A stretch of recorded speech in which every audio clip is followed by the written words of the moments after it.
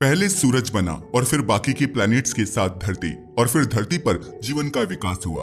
आज धरती पर 8 अरब से ज्यादा लोग हैं जिन्हें अब तक की धरती की सबसे समझदार प्रजाति माना जाता है। लेकिन क्या वास्तव में इंसान ही यानी होमो सेपियंस अब तक के सबसे समझदार जीव हैं? असल में पहले इंसान नहीं बल्कि बाकी प्रजातियां सबसे समझदार मानी जाती थी, जिन्हें कहा जाता था निएंडरथल्स। जी हाँ, वही निएंडरथल्स जिनके विलुप्त होने के लिए होमो सेपियंस को ही जिम्मेदार माना जाता है। मगर सवाल ये उठता है कि 3 लाख सालों तक धरती पर राज करने वाले निएंडरथल आखिर विलुप्त कैसे हो गए? क्या वास्तव में होमो सेपियंस इसका कारण थे या इसके पीछे कोई और वजह थी? वैज्ञानिक और इतिहासकार इस विषय पर अलग अलग राय देते हैं। कुछ कहते हैं कि इंसानों ने उन्हें विलुप्ति की कगार पर पहुंचाया, जबकि कुछ का मानना है कि निएंडरथल्स और इंसानों का कभी आमना सामना हुआ ही नहीं। लेकिन सवाल ये उठता है कि अगर इंसान नहीं तो उनके विलुप्त होने के लिए जिम्मेदार कौन था? और इससे भी बड़ा सवाल ये है, क्या निएंडरथल्स पूरी धरती पर फैले हुए थे या केवल यूरेशिया तक सीमित थे? चलिए इस रहस्य को विस्तार से जानते हैं। अगर निएंडरथल्स की बात की जाए तो इनके अधिकांश अवशेष हमें यूरोप और पश्चिमी एशिया में मिले हैं। माना जाता है कि उन्होंने अपने जीवन का अधिकांश समय यूरोप और एशिया में ही बिताया था। वैज्ञानिक प्रमाणों के आधार पर यह पता चलता है कि लगभग 25,000 साल पहले निएंडरथल्स धरती से विलुप्त हो गए थे। उस समय तक इंसानों ने ज्यादा तरक्की नहीं की थी, वे अफ्रीका की गुफाओं में ही रहा करते थे। बहुत सारी आर्कियोलॉजिकल रिसर्च से ये सामने आया है कि इंसान आज से लगभग 42,000 साल पहले अफ्रीका से निकलकर यूरोप पहुंचे थे। आपने ये बात कई बार सुनी होगी कि इंसान पूरी धरती पर अफ्रीका से फैले, लेकिन अब यह थ्योरी थोड़ी गलत साबित हो रही है। पता है क्यों? क्योंकि फ्रांस की मैंड्रिन गुफा में कुछ ऐसा मिला है जिसने पुरानी सारी थ्योरीज को हिलाकर रख दिया है। दरअसल मैंड्रिन गुफा फ्रांस की रून वैली में है। यह प्राचीन चूना पत्थर से बनी हुई गुफा है। हालांकि इसके बारे में बहुत कम बात की जाती है, लेकिन इस गुफा के अंदर कुछ ऐसा मिला जिसने निएंडरथल्स और होमो सेपियंस दोनों के रहस्यों को उजागर कर दिया। बाहर से देखने पर यह गुफा साधारण लगती है, धूल मिट्टी और चमगादड़ों से भरी हुई, लेकिन रिसर्च के दौरान इस गुफा के अंदर एक जबड़े का अवशेष मिला। हैरानी की बात यह थी कि यह जबड़ा इंसानों के मुकाबले बहुत बड़ा था। जैसे ही यह जबड़ा मिला, सभी साइंटिस्ट और मानव विज्ञानियों का ध्यान मैंड्रिन गुफा की ओर चला गया। पिछले 3 दशकों से वैज्ञानिक इस गुफा में लगातार शोध कर रहे हैं। रिसर्च से पता चला कि यही वो गुफा थी जहां हजारों साल पहले होमो सेपियंस और निएंडरथल्स का आमना सामना हुआ था। हालांकि दोनों एक दूसरे के साथ बहुत लंबे समय तक नहीं रहे, मगर यह निश्चित है कि उनकी मुलाकात हुई थी। दिलचस्प बात यह है कि आज से कुछ दशक पहले तक वैज्ञानिकों का मानना था कि इंसान और निएंडरथल्स आपस में कभी मिले ही नहीं थे, लेकिन 2015 में यह धारणा पूरी तरह से बदल गई। दरअसल 2015 में ही यहाँ वह जबड़ा मिला था जो इंसान का नहीं बल्कि निएंडरथल का था, और इसका पता डीएनए एनालिसिस से चला। जी हाँ, इतने हजारों साल गुजर जाने के बावजूद जबड़ी के अंदर का डीएनए बिल्कुल सही सलामत बचा हुआ था। इस निएंडरथल साइट को वैज्ञानिकों ने नाम दिया थोरिन साइट। अब आप सोच रही होंगी कि इसे यह नाम क्यों दिया गया। दरअसल कई बार वैज्ञानिक नाम रखने में किसी खास कहानी का नहीं बल्कि अपने शोध संकेतों का सहारा लेते हैं। इसके अलावा मैंड्रिन गुफा में कई और अवशेष मिले, इंसान और जानवरों की हड्डियां, पत्थर के औजार, लकड़ी और कोयले के अंश भी। गुफा की दीवारों पर मिले निशानों से ये भी पता चला कि वहाँ आग जलाकर खाना पकाया जाता था। जब वैज्ञानिकों ने वहाँ पाए गए औजारों की जांच की तो यह स्पष्ट हुआ कि ये करीब 56,000 साल पुराने थे। दिलचस्प यह है कि भले ही यहाँ जबड़ा निएंडरथल का मिला हो, लेकिन ये औजार निएंडरथल्स ने नहीं बनाए थे बल्कि इंसानों ने बनाए थे। ऐसा इसलिए कहा गया क्योंकि ये औजार अफ्रीका और यूरोप की अन्य होमो सेपियंस साइट्स में मिले औजारों से मेल खाते थे। हालांकि यह कहना भी गलत नहीं होगा कि निएंडरथल्स को औजार बनाना नहीं आता था। वे भी औजार बनाते थे, मगर उनके औजार उतने नुकीले या सटीक नहीं होते थे। अगर निएंडरथल्स की बात की जाए तो वे बहुत कुशल शिकारी थे, जिसका अंदाजा आप इस बात से लगा सकते हो कि ये लोग मैमथ जैसे बड़े जंगली जानवरों का भी शिकार कर लिया करते थे। यही नहीं, उनके अंदर सोशल एंड कल्चरल बिलीफ्स भी थी। इसका अंदाजा इस बात से लगाया जा सकता है कि जब भी उनके समूह का कोई सदस्य मरता था तो वे उसे दफनाते थे, यानी वे धरती को ही अपना घर मानते थे। मगर अचानक वे विलुप्त हो गए।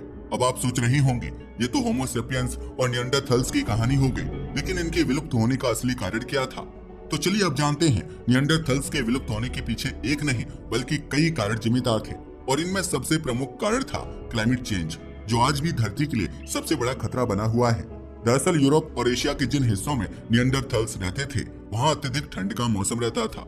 कई बार आइस एज आई और निएंडरथल्स ने भयंकर ठंड का सामना किया। ठंड की वजह से उनकी जनसंख्या में गिरावट होती गई, क्योंकि इतने कठोर वातावरण में ना तो वे शिकार के लिए जा पा रहे थे और न ही जानवर उनके नजदीक आ पा रहे थे। जिसकी वजह से भुखमरी के कारण कई निएंडरथल्स की जान चली गई। उनके विलुप्त होने की दूसरी वजह थी इनब्रीडिंग। असल में निएंडरथल्स में इनब्रीडिंग बहुत अधिक थी। इसी कारण उनके जीन में विविधता यानी जेनेटिक डाइवर्सिटी खत्म हो गई, जिससे उनकी इम्यूनिटी कमजोर पड़ने लगी और आबादी धीरे धीरे घटने लगी। और तीसरा कारण था होमो सैपियंस। जी हाँ, माना जाता है कि यूरोप में इंसानों ने अपना दबदबा कायम करना शुरू कर दिया था। जैसा कि हमने अभी बताया, इंसानों के हथियार और औजार निएंडरथल्स से कहीं ज्यादा बेहतर हुआ करते थे, जिसकी वजह से जब जब दोनों के बीच टकराव हुआ, होमो सैपियंस हमेशा भारी पड़े। इन दोनों प्रजातियों के बीच टकराव की संभावना से इनकार नहीं किया जा सकता, क्योंकि इंसान एक तो ज्यादा सामाजिक थे और दूसरा वे बड़े ग्रुप्स में रहा करते थे। वहीं निएंडरथल्स की एक तो इम्यूनिटी कमजोर हो चुकी थी और दूसरा उनके संसाधन भी धीरे धीरे खत्म हो रहे थे, जिसकी वजह से उन पर खाने पीने की कमी हावी होने लगी। इंसानों से उन्हें कई बीमारियां भी फैल गईं, जिससे निएंडरथल्स की स्थिति और कमजोर होती चली गई। वे अपनी घटती ताकत और बिगड़ते पर्यावरण से खुद को बचा नहीं पाए। हालांकि इनके विलुप्त होने के पीछे और भी कई थ्योरीज दी जाती हैं। जैसा कि हमने बताया, निएंडरथल्स के विलुप्त होने से पहले ही इंसान यूरोप में प्रवेश कर चुके थे और मैंड्रिन गुफा में हमें जो हथियार मिले हैं वे लगभग 54,000 साल पुराने बताए जाते हैं, जबकि निएंडरथल्स 40 से 45,000 साल पहले ही विलुप्त हुए थे। इससे यह साबित होता है कि कुछ हजार सालों तक ये दोनों प्रजातियां यूरोप में एक साथ मौजूद थी। वैज्ञानिकों का यह तक कहना है कि 54,000 साल पहले इंसान धनुष और तीर का इस्तेमाल करना जानते थे, जबकि पहले के शोधों में माना गया था कि इंसानों ने 40,000 साल पहले ही तीरंदाजी सीखी थी। लेकिन नई रिसर्च ने इस थ्योरी को गलत साबित कर दिया। असल में इंसान यूरोप में खाली हाथ नहीं आए थे, बल्कि अपने साथ उन्नत औजार और हथियार लेकर आए थे, जो निएंडरथल्स के पास नहीं थे। इंसानों ने यहाँ तक पहुँचने के लिए जंगलों, घाटियों और खतरनाक जंगली जानवरों से भरे इलाकों को पार किया था। जिस मैंड्रिन गुफा की हम बात कर रहे हैं, वहाँ इंसान समूह में रहते थे, खाना पकाते थे और सर्दी व अंधेरी रातों का सामना वहीं किया करते थे। इसका अंदाजा आप इस बात से लगा सकते हैं कि जब इस गुफा की मिट्टी की परतों का वैज्ञानिकों ने गहराई से अध्ययन किया, तो इसी स्थान पर उन्हें थोरिन साइट का वह जमरा मिला था। अब यह स्पष्ट हो चुका है कि इंसानों और निएंडरथल्स का आमना सामना वास्तव में हुआ था। यही वजह है कि फ्रांस की यह गुफा आज भी एक टाइम कैप्सूल के रूप में देखी जाती है, क्योंकि इस जबड़े के अलावा शोधकर्ताओं ने वहाँ एक और दिलचस्प खोज की। उन्होंने पाया कि निएंडरथल्स का खाना पकाने का तरीका इंसानों से अलग हुआ करता था। इसका अंदाजा इस बात से लगाया जा सकता है कि वहाँ दोनों तरह के चूल्हों और कोयले के अवशेष मिले हैं। इससे यह पूरी तरह से साफ हो चुका है कि अब तक जो कहा जाता था कि निएंडरथल्स और इंसानों का कभी सामना नहीं हुआ, वह पूरी तरह से गलत था। लेकिन जब वे मिले तो उनकी मुलाकात कैसी रही होगी? क्या वे शांतिपूर्ण तरीके से मिले या फिर दोनों के बीच टकराव की स्थिति बनी थी? अब तक की रिसर्च में इसका कोई निश्चित प्रमाण नहीं मिला है।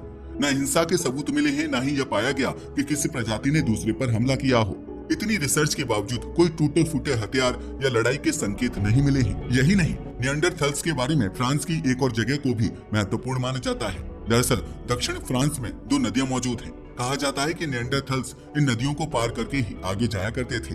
वे छोटी छोटी टोलियों में नदी पार करते थे, लेकिन जब बर्फ और ठंड का समय बढ़ा तो उन्होंने नदी पार करना बंद कर दिया था।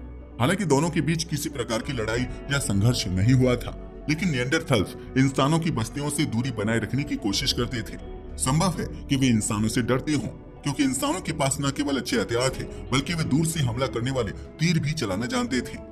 इतिहासकार इस स्थिति को एक सोशल बॉर्डर यानी कि सामाजिक सीमा का नाम देते हैं। ऐसी सीमा जो किसी ने बनाई नहीं थी, लेकिन फिर भी दोनों प्रजातियों के दिमाग में बन चुकी थी। और जो जबड़ा थोरिन साइट से मिला है, उससे वैज्ञानिकों को ये भी पता चला कि थोरिन का डीएनए वहाँ के स्थानीय निएंडरथल्स से मेल नहीं खाता था, बल्कि वह लगभग 1000 मील दूर अल्ताई पर्वतों में रहने वाले निएंडरथल्स से मिलता जुलता था।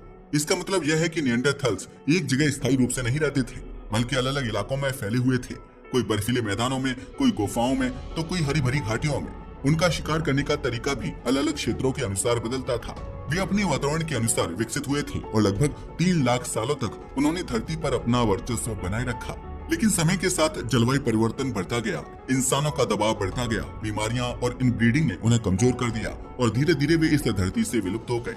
आप खुद सोचिए, अगर आज निएंडरथल्स मौजूद होते तो जिंदगी कैसी होती? क्या इंसान और निएंडरथल्स साथ मिलकर धरती पर रहते, या फिर उनके बीच युद्ध होता, या शायद इंसान उनका भी वैसे ही फायदा उठाता जैसे आज जानवरों का उठाता है, अपने स्वार्थ के लिए, अपनी जरूरतों के लिए। तो ये थी कहानी निएंडरथल्स की। वैसे आप क्या सोचते हैं, क्या इंसान और निएंडरथल्स इस धरती पर साथ रह सकते थे? और आपके हिसाब से उनके विलुप्त होने का असली कारण क्या था? हमें कमेंट करके जरूर बताइएगा। साथ ही अगर आपको हमारी यह वीडियो पसंद आई हो तो इसे लाइक करें और हमारे चैनल को सब्सक्राइब करना ना भूलें। धन्यवाद।